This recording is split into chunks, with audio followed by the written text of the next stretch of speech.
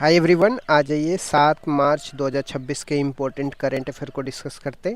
So let's get started without any further delay. प्रश्न संख्या 1 से स्टार्ट करते हैं। भारत ने किस देश के साथ यूरेनियम आपूर्ति के लिए समझौता किया है? तो कनाडा के साथ भारत ने यूरेनियम आपूर्ति के लिए समझौता किया है। यह समझौता 2027 से लेकर के 2035 के बीच में 22 मिलियन पाउंड यूरेनियम की आपूर्ति के लिए। यहाँ पे कनाडा की कैमको कंपनी और भारत का परमाणु ऊर्जा विभाग इसमें शामिल है। इसके इतिहास की बात करते हैं तो भारत के दूसरे न्यूक्लियर रिएक्टर साइरस को बनवाने में भी कनाडा ने मदद करी थी, तो ये भी आपको ध्यान में रखिए। नेक्स्ट क्वेश्चन में आते हैं। वीकोसेट 1 मिनी सैटेलाइट किसने लॉन्च किया है? तो तमिलनाडु के शिवगंगा जिला के हाई स्कूल के 11वीं कक्षा के छात्रों ने लॉन्च किया है। यह 600 ग्राम का उपग्रह है जिसे हीलियम बैलून के जरिए स्ट्रेटोस्फेयर, जिसको समताप मंडल बोलते हैं, इसमें फंगल सोर्स का पता लगाने के लिए 22 किलोमीटर की ऊंचाई तक भेजा गया है। नेक्स्ट क्वेश्चन पे आते हैं। Times women of the year 2026 में किस भारतीय महिला को शामिल किया गया है? तो सफीना हुसैन को शामिल किया गया है। वे राजस्थान के एनजीओ एजुकेट गर्ल्स की फाउंडर हैं और इस एनजीओ को 2025 का रेमन मैग्सेसे पुरस्कार भी मिल चुका है, तो ये भी आपको ध्यान में रखना है। नेक्स्ट क्वेश्चन पे आते हैं। हाल ही में किस जहरीली गैस के रिसाव के कारण महाराष्ट्र का पालघर चर्चा में रहा है? ओलियम जहरीली गैस के रिसाव के कारण महाराष्ट्र का पालघर चर्चा में रहा है। यह भगोरिया इंडस्ट्री यूनिट में हुआ है। ओलियम की बात करते हैं तो यह जहरीला सल्फ्यूरिक एसिड है।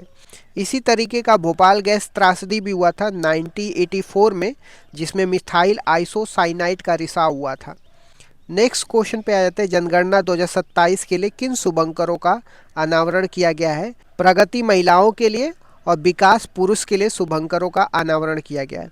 इसका अनावरण अमित शाह ने किया है और इसका उद्देश्य लैंगिक समानता को बढ़ावा देना है। 16वें क्रम की जनगणना 2 चरणों में होगी। पहला चरण 1 अप्रैल 2026 से और मुख्य गिनती 1 मार्च 2027 से शुरू होगा। नेक्स्ट क्वेश्चन में आते हैं। अट्टूकलम पोंगला त्यौहार कहाँ पे मनाया जाता है? तो केरल के तिरुवनंतपुरम में मनाया जाता है। यह विश्व का महिलाओं का सबसे बड़ा जमावड़ा माना जाता है। इसमें मिट्टी के बर्तन में चावल, गुड़ और नारियल से पोंगला तैयार किया जाता है, तो ये भी आपको ध्यान में रखना है। नेक्स्ट क्वेश्चन में आते हैं। हाल ही में चर्चा में रहे HK दुआ का संबंध किस क्षेत्र से है? वे वरिष्ठ संपादक और पूर्व राजदूत और राज्यसभा सांसद थे। उन्हें जेंटलमैन एडिटर के नाम से भी जाना जाता है। नेक्स्ट क्वेश्चन में आता है। T20 वर्ल्ड कप के इतिहास में सबसे तेज शतक किसने बनाया है? तो न्यूजीलैंड के फिन एलन ने बनाया है। उन्होंने साउथ अफ्रीका के खिलाफ मात्र 33 गेंदों में शतक बनाया था। नेक्स्ट क्वेश्चन पे आते हैं। दुनिया का सबसे बड़ा एसिडिक गीजर कहाँ स्थित है और हाल ही में विस्फोट हुआ है? यह इचिनस गीजर है जो अमेरिका के येलोस्टोन नेशनल पार्क में स्थित है। नेक्स्ट क्वेश्चन में आते हैं। हिंद महासागर में अमेरिका ने किस ईरानी युद्धपोत को नष्ट किया है? अमेरिका ने ईरान की युद्धपोत IRIS देना को हिंद महासागर में टारपीडो से नष्ट कर दिया है।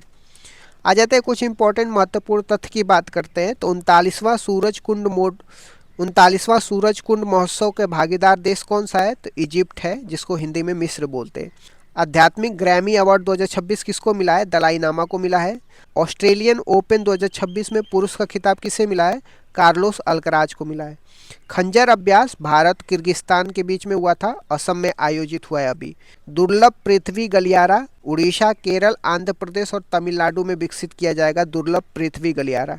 Global teacher award rouble Nagi को मिला है। ग्लोबल फायर पावर इंडेक्स में भारत का रैंक 4था है।